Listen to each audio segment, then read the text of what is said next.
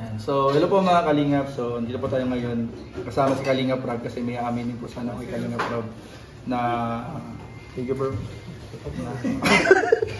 Bro, seryoso ka to bro? Matanong ano puso. Tamo, naiyak na si Rob. Si Rob din. Tumala pa lang. Kasi ano, nabanggit ko na ito dun sa interview sa akin dati ng ano. And siguro hindi pa to alam ng iba. Bro, ngayon lang ito malalaman din. Meron kasi bro, resya ka na bro, ngayon ko sabihin. Meron kasing nag-try na mag-soul sa akin. Soul na all. Soul na ano? Ay! Grabe yun. Grabe. Yung gustong, diba, parang daming baga ngayong umaatake sa Kalingap na gustong masira ng Kalingap. Tapos parang may subok na ano na umalis ka na dyan, Rob. Ganun na bro. Bibigyan ka babayaran. Babayaran ako talaga bro. Malaking talaga. Oh bro, nalagaan ka na bro sa ano talaga. Higit pa dun sa kinikita natin sa YouTube. Yung higit pa. Anong sinabi mo dun sa naroon sa'yo? Yung nga bro, yung ano, dahil lang ba't ako nag-ingin ng sorry sa'yo ngayon kasi alam mo naman bro, di ba magpapakasal ako. Mayroong mga gastusin din sa bahay. Bro, pasensya ka na pero ayun bro. Wala akong choice eh. Alam ko naman magandaan mo ako bro na ang malaga, nagsabi ka sa akin ngayon pa lang at sa'yo ko mismo nalaban hindi sa iba. So, ibig sabihin, maalis ka na sa Kalingap niya. Nagpadala ka na din sa akin. Actually bro, hindi naman kailangan na umalis. Hindi ko naman kailangan umalis siguro kasi matagal na yun. Matagal na? Matagal na yun? Matagal na pala. Mga 3 years ago na. Matagal na, nag-umpisa pa lang tayo. Oo, matagal na. Wala na. 3 years ako, 2022. So, tinanggap mo ka na bro? Sabi sinikreto. So natanggap ko na po. Tinanggap mo. Actually, nagastos na, ubos na. Kaya, nagbabalik na ako. Bro, ba't ikaw lang inuperan? Ha? Ba't ikaw lang inuperan? Hindi ko, ay, kalakasan ko nun. Sikat ka nun. Sikat na sikat ako nun. Kalakasan ko nun bro. Number 1 reactor. Ay, oo bro, madami ko ng certificate eh. Siyempre ka bro. Hindi, tinanggihan ko yun bro. Nabanggit ka na sa Kara ba? Ano na, tinanggihan ko siya bro, tinanggihan ko siya. Pero nung panahon na yun bro, meron talagang, di ba nagkatunugan na meron ibang mga nasuhulan talaga. Totoo pala yun, totoo? Totoo. Na may mga, nung time na yun bro, naalala mo, may mga nasuhulan talaga. Usang wakwak na eh. Hanggang ngayon naman, di ba? Ay, hanggang ngayon, usang wakwak. Pero bro, diyan magpapawakwak. Kahit anong mangyari. Pero if the price is ang right. malaga, tapos na. Oo, mahalaga tapos na. Ang importante ngayon. Oo. Saka, matagal na yun. Nagastos na eh. Pero depende. Depende. Bibigyan lang kita. Hati tayo. Siyempre dapat ang loyalty lang. Hindi man sabi nga natin sa Kara ba, minsan overuse na kasi minsan yung utang na loob. Kaya sabi nga ng mga ibang reactor at Kalinga partners, huwag na lang isipin siguro yung kahit huwag na yung utang na loob kasi ano na eh, yung respeto bro, yung respeto na lang. Ako nga mismo di ako nag-ano ng may utang na loob, di nga ako nasabi ng Oo bro, yung iba magalang. Di naman, pag ganun di naman, pag tumulong ka, wala naman yun. Naiinis ako bro sa mga, yung mga nagbabati ko sa Kalinga, palagi lang binabanggit na, oh bakit, ano ba yung mga utang na loob na ganyan? Hindi yung utang na loob talaga, yung respeto. Respeto talaga, respeto ang pinakamahalaga po. Yung pinagsamahan. Ay grabe yan, yung pinagsamahan na yan. Kaya mahalaga po talaga na kahit anong mangyari, basta na ngayon, nakikita natin kung sinong mananatili true. Lumalabas. Lumalabas yung mga nananatili dahil siyempre may mga pinagdadaanan ngayon, subok sa grupo. Kaya ayun lang.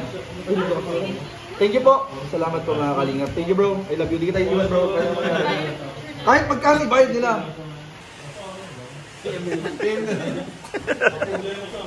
Hello po mga Kalingap. So ayun po, napanood po natin mga Kalingap yung banding po namin kagabi. So matagal-tagal din po kami hindi nagkita-kita nila Kalingap Rob, nila Kuya Nel, nila Kalingap Ian, nila Papa Joms. At andun nga po mga Kalingap, dumating din po kagabi mga Kalingap ang fresh from Germany na si Kuya P, pati na rin po ang mag-asawang Ace at Frances, si Jack. Andun po mga Kalingap. Kaya sobrang saya po kagabi nung kwentuhan, kumustahan, update sa mga buhay-buhay. At ayun po mga Kalingap, nagkaroon nga po ng konting meeting din po patungkol po sa nalalapit pong travel next week. Next week na yun mga Kalingap, yung mga plano na tungkol po sa pagpa-Vietnam. Ano po, so abangan po ninyo mga kalingap. And meron din pong vlog kay Ian, may vlog kay Kuya Nel. So mapanood po ninyo dun mga kalingap kung ano yung mga ibang naganap po kagabi. And dun po sa video na ating napanood mga kalingap, so na-share ko nga po kay Kalingap Rob na ayun po, na meron po talaga, may mga nangyari po talagang ganyan nung panahon. Siguro po, kailan ba yun? Matagal-tagal na din po mga kalingap. May mga nangyayari po talagang ganyan. And doon po mga kalingap ay nasusubok po yung katatagan, tibay ng pinagsamahan, loyalty, at tiwala. Sa mga ganyang klaseng pangyayari po. Lalo-lalo na dito sa community po namin, sa community po na kinakabilangan natin po mga kalingap, ang Team Kalingap. At talagang kahit naman, hindi lang po mga kalingap beneficiary ang nawawakwak or winawakwak. Pati po ang mga sponsors, minsan ang mga reactor, katulad ko mga kalingap, may mga sumubok din na magwakwak.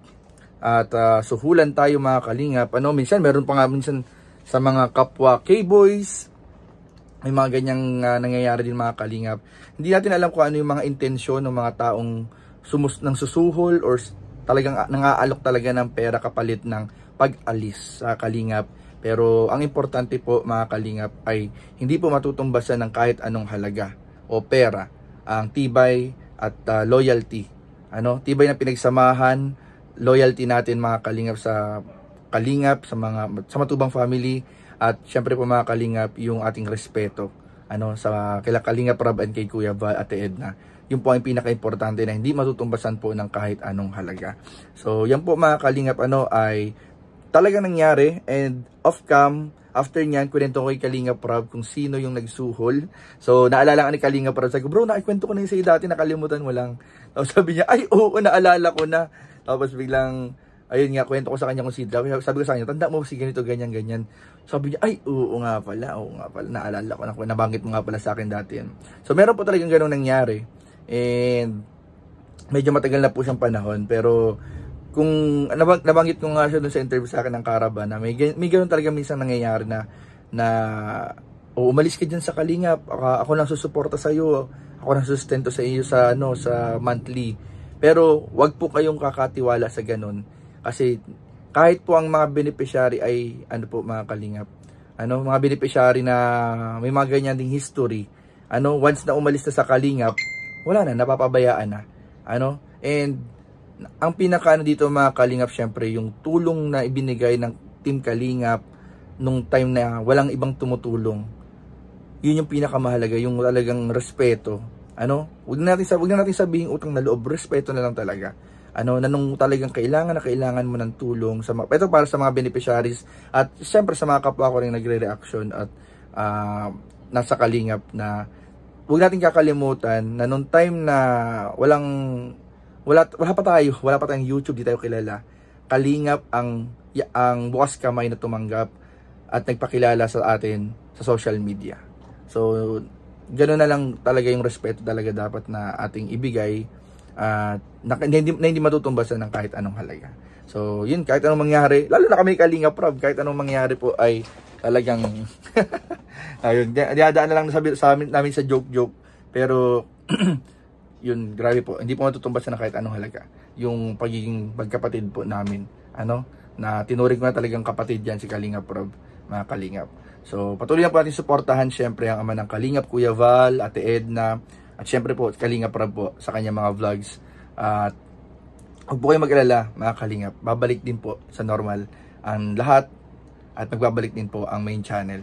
Malapit na. So, yun lamang po, at maraming po salamat sa panonood. Please don't forget to like, comment, share, and subscribe sa ating mga video. Maraming po salamat. God bless. Bye-bye.